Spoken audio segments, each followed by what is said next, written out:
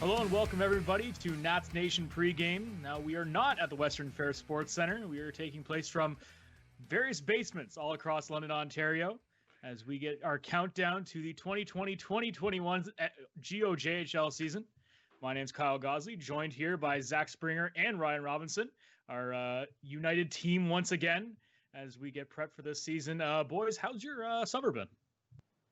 I'll let Mr. Springer go first, as always. The genius of our operation. We'll let him go through because his was probably a lot more exciting than mine.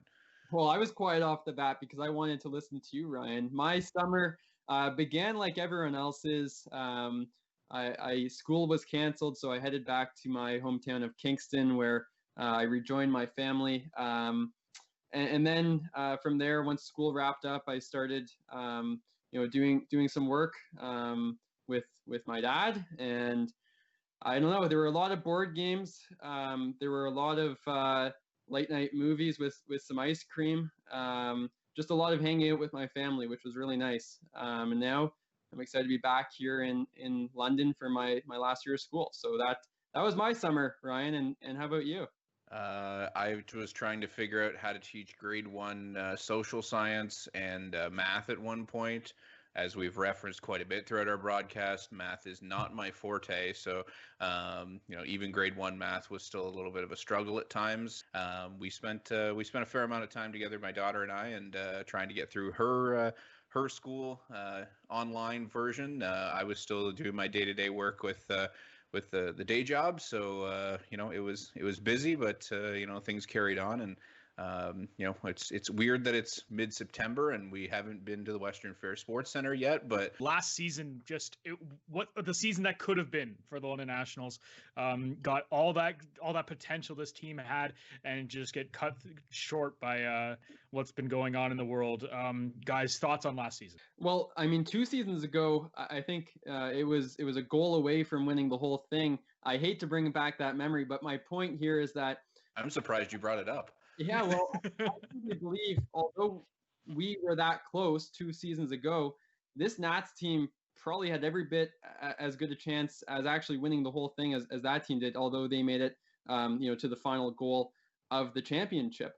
The team was extremely exciting to watch. They were a high-powered offense. They had stars that came from Major Junior.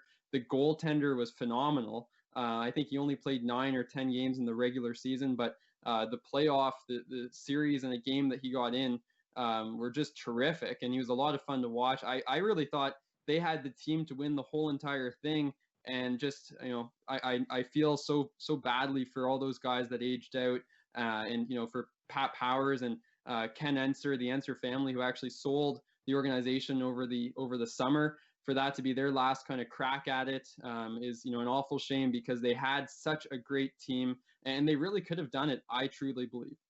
The interesting factor maybe from last year was just the fact that, you looked at a year before, and I think a lot of people thought that this team was almost at the start of the year. They thought that it was going to kind of fall apart a little bit, because they were thinking, it's got to come to an end at some point. When they had the McRae, Polillo, and Davis line, and those kind of things just go by the wayside. And I think some people kind of thought, that maybe this team doesn't have it. Maybe will Max Vinogradov actually take us, that extra step and start being that extra offensive power and take that kind of that first line opportunity, because he always kind of had that third line, sometimes second line.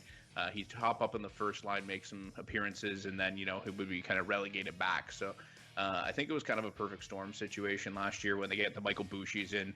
Bouchy and Davis have their back and forth all year long of who's going to get, the point leads and those sort of thing. And we all know it was a friendly rivalry. But for me, the star of last year was Logan Mailloux. I don't think anybody thought that they were going to, they knew what they were getting in a high-powered, defenseman that was going to come into the team and make some big differences. But they thought that maybe this 16-year-old was going to do what he did to put up, 69 points in the regular season and that kind of thing. You just don't see that from a 16-year-old defenseman. Now, we'll talk about in a little bit about where those guys may or may not be this year, but I thought it was just an interesting mixture of talent. Now, Ryan, you brought up Logan Mailloux just a minute ago. It's going to be a big jump for him, but he was such a huge aspect to this team last year. we didn't really expect to see, as you said, his productivity that he brought. Like, how big of an impact did he really have with the team? The fact that early on in the season, it was just it was from the early, I think game like 1 or 2 that all of a sudden he just jumped up and, everybody knew he was a high pick for the Knights and that they were going to be keeping a close eye on him. We saw a lot of the Knights brass in the building, keeping an eye on Logan from a night by night basis. And, just as the year went on, all of a sudden he's quarterback in the power play. He's, stepping up and jumping up into plays and stuff like that, and then I don't know if it'll be as big of a jump as maybe some people think. He was kind of excelling at the junior B level and also filling in when the Knights needed a defenseman here and there as well. I think they're going to be extremely happy to have him in their lineup on a little bit more often basis. So, it'll be a tough spot for the Nationals to fill that, point producing defenseman. But,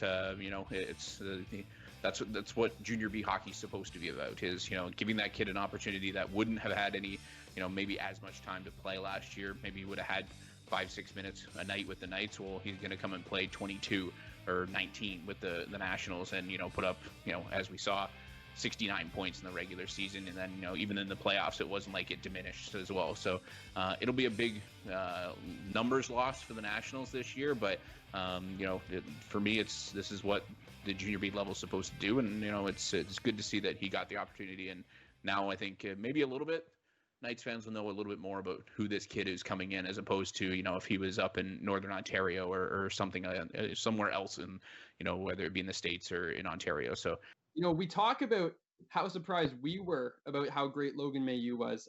I am willing to bet that even the Nationals, maybe even the Knights, didn't know what a great prospect he was going to be. I mean, imagine the conversation. I imagine it something like this, where Mark Hunter and Pat Powers, who talk quite often, Mark calls Pat to say, hey, we want to place a kid with you guys and watch him develop here locally. And Pat is kind of saying, okay, he's a good player. We want him. But I think the question is, does Pat at that time even know what he was really getting his hands on? Because this guy steps in and he was, a coach's dream. Without this 16-year-old polished defenseman, I think the Knights back end would have lacked quite a bit, because remember, they didn't get Ryan Martin until a little bit into the season. And so you have this Logan Mailloux. He's playing on the power play. He has an unbelievable shot. He's able to defend and carry the play up ice. He was just a fantastic 16-year-old, and I'm not sure we'll see a better 16-year-old defenseman at this level. Now, it's going to be a very different team for the Nationals going into this season. A lot of power being taken off the offense in particular. The Nationals losing over 506 points from last season. And just going through some of those names, any of the big ones really stand out as a big loss for the team? For me, I think it's the depth up front. It might not necessarily be one name that I can pick out and say, because they lost that guy, they won't be as good. But I think if you look at, Boucher, Davis, among others that are, aging out or moving away from the team, it's a massive loss, and a bigger loss than the Nats have had in years past. I think this year it's only 2 20-goal scorers coming back to the team. And I think the big question is, where are they going to get their offense from? It's been a team that drives a possession style of play. They love playing in the offensive team zone. They'll muster 50-plus shots on any given night on any team in the conference. And if they can't play that way, how are they going to succeed? I kind of see that as Pat Powers branded hockey, where, he was a defenseman. He cares about defense. He wants a good goalie. I think, the team has that in Will Barber. But he also wants to keep the puck, and he wants to have the puck in the offensive zone. And if they don't have the stars up front, like we've seen in past years, how is the team going to be able to do that? I think that's the most fascinating question for me, Ryan. At this point, this is how it is every year at the start of the year for the Nationals. It's, they've lost this big ticket forward. They lost McKnight, they lost Polillo. How are they going to make that up? All of a sudden, Michael Boucher comes along. The connections that Pat Powers has in the hockey community between Pat and Tim Simmons, their director of hockey operations, they've both been around the game long enough, and they have enough ears to the ground on some interesting additions to the team. So,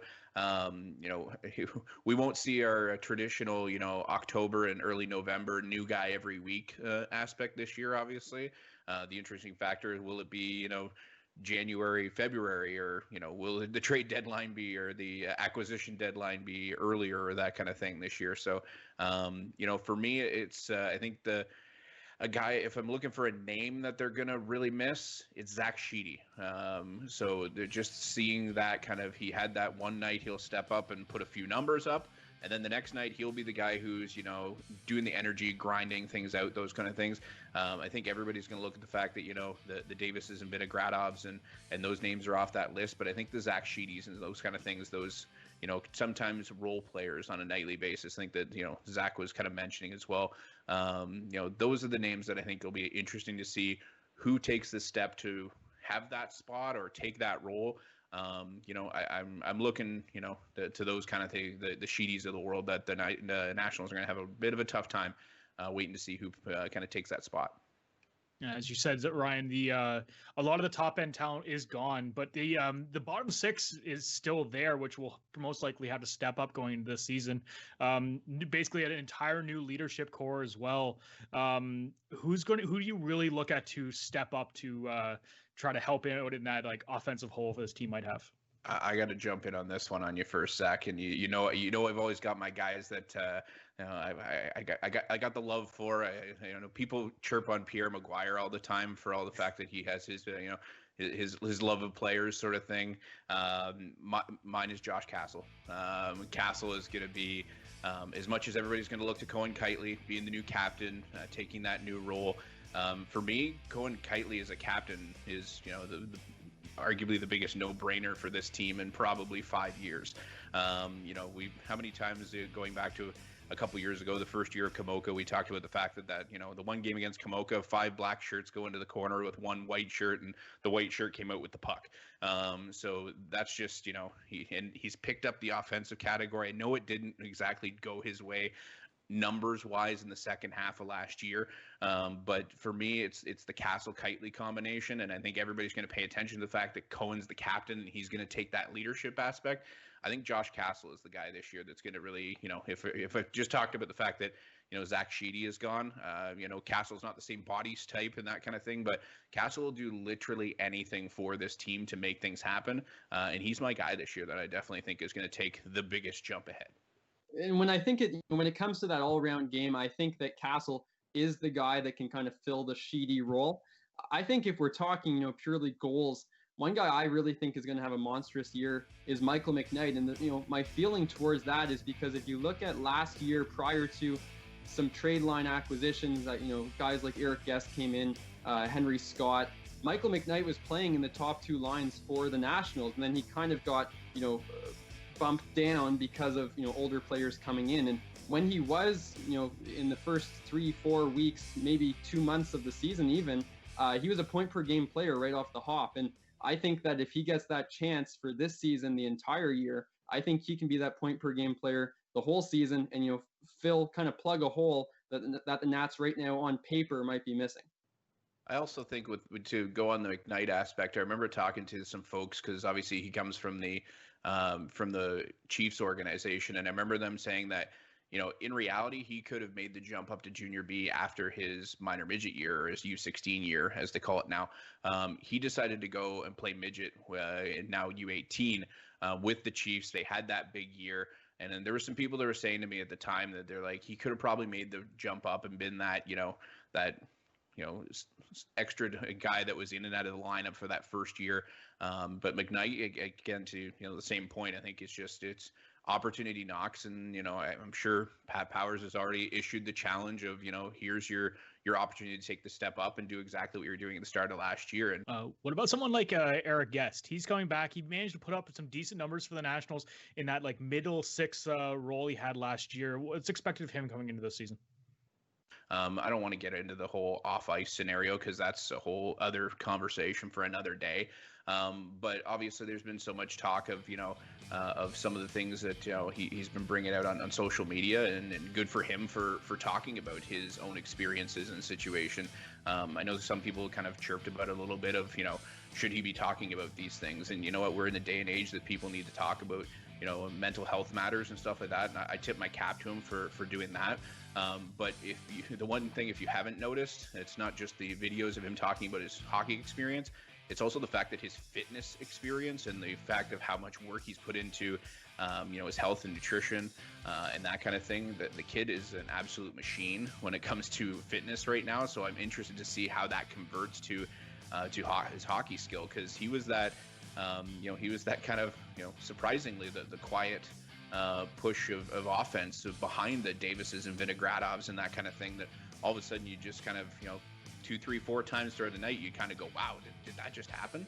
And this kid's got, skill, to boot. So I'm excited to see what Eric Guest brings, especially with that new, health and fitness regime that he's got going on, because that's going to be a big aspect here for him in a year to wrap up the junior career. It's going to be really exciting to see what these returning nationals can really bring to this team. Even without the big names, that someone always steps up every year. And very soon, as in next episode, we're going to get a chance to go in to see who the Nationals will be bringing on for this new campaign. Talk about some of the new faces and what they will bring. And we'll be back with another segment, a returning segment after the break.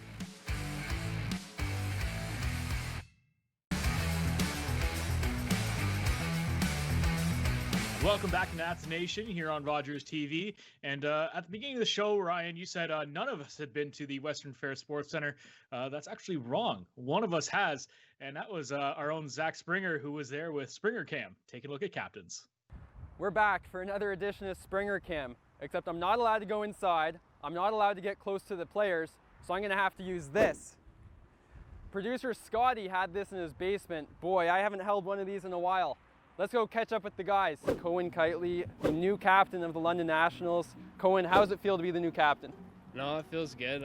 Growing up in London, it's always something a team you look up to. And after playing here for a few years, I didn't think I'd get to this point, and it's good to be the captain, yeah. Will, you're new this year to the London Nationals. You're going to be the star goaltender. You've been around the guys now for 5 days a week, something like that. Tell me, new captain Cohen Kiteley, what's he like? He's been good so far. He likes to keep it loose on the ice and the change room and stuff like that. So I'm just getting to know the guys a bit more, but seems like a good guy so far. We're back with Michael McKnight. Flip sides because the other side got way too heavy. Michael, tell me a little bit Cohen Kiteley, new captain. He's a great guy, easy to talk to. He really accepted me in the team last year. I think it's going to be a great year with him as the captain. Joined here with Josh Castle. I'm going to have to figure out how to get this perfectly under his chin. Josh, Cohen Kiteley's been your captain now for what, 5 days, a week? Yeah, about a week. How is he?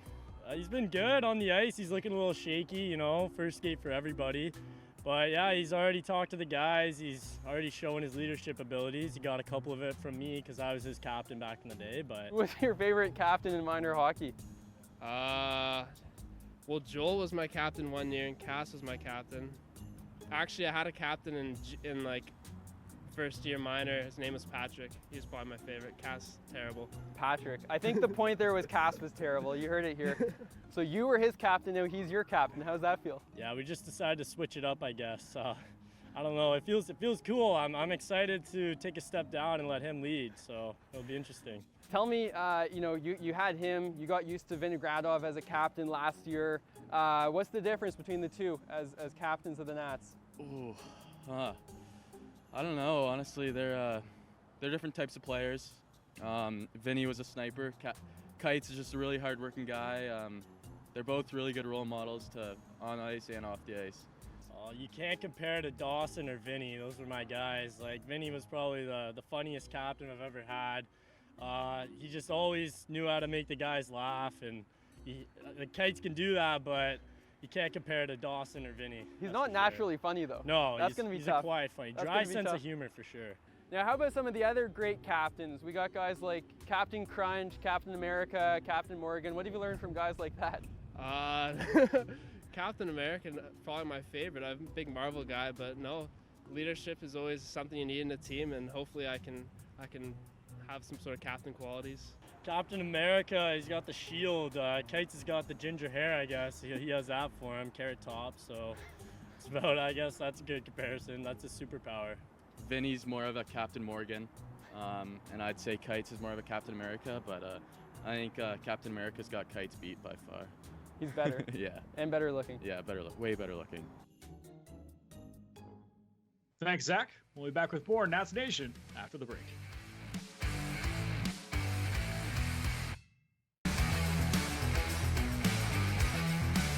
Welcome back to Nats Nation here on Rogers TV. As we continue through the show, we got a new segment we're going to be going into, talking about player highlights every time.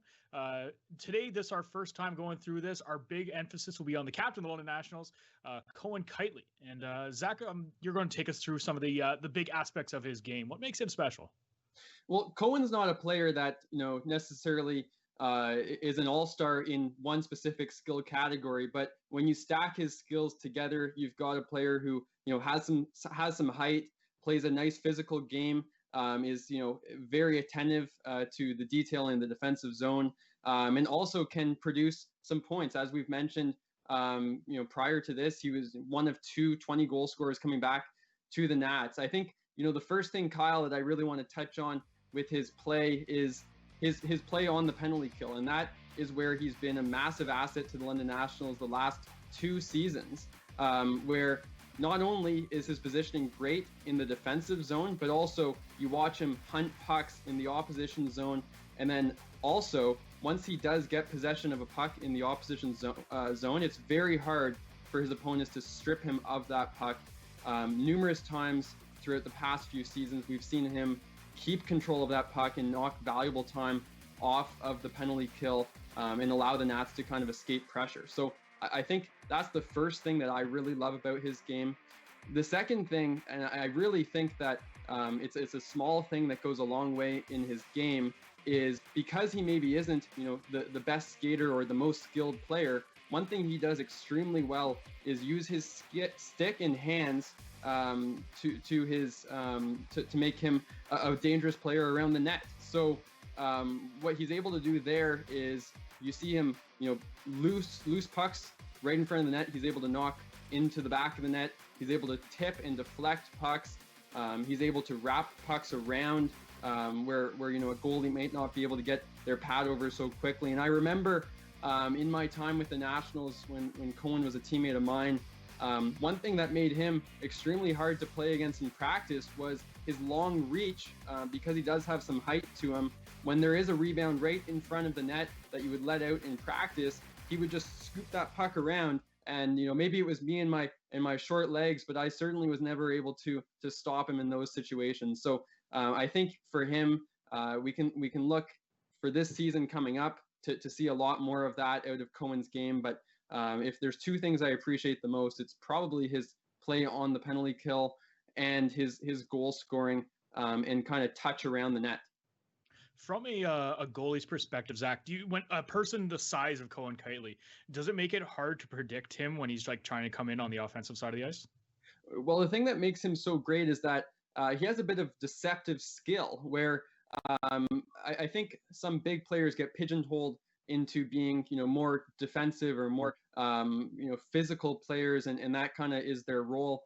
Cohen, he is big, however, he's not only big, he also has some skill, and another skill that I'd like to touch on is because of his long reach, one thing he's able to do really well is take a shot without bringing his stick back into his body. So his stick stays far away from his body, and the goalie never is actually really able to pick up where that puck might be going. They never readjust back to center, whereas a smaller player, the stick is closer to the body and it's easier to play it positionally. So I think with Cohen, his size does play a factor there, but it kind of goes back to his long reach, which is a massive asset for him and the Nationals. Absolutely. You can definitely see how Pat Powers really utilizes his size and that long stick of his on both the offensive and defensive side of the puck. He does for sure. And, it's going back to the penalty kill, where you get him hemmed in the zone, and he's able to kind of reach his stick around defensive players, continue to poke and jab at it. And I think numerous times him and Castle together on plays like that, they kind of risk it and go too low in the offensive zone, but they'd be able to get control, hem it in for numerous amounts of time. Yeah, and it's going to be really exciting when we finally get to see those guys hit the ice once again. Thanks, Zach, for taking our first look at our player focus for this week, Cohen Kiteley. And that's going to be the wrapping up of our show this week. Thank you, everybody, so much for watching the first episode of Nats Nation. We'll be back in 2 weeks' time for episode 2 as we count down to this year's national season. We'll see you next time.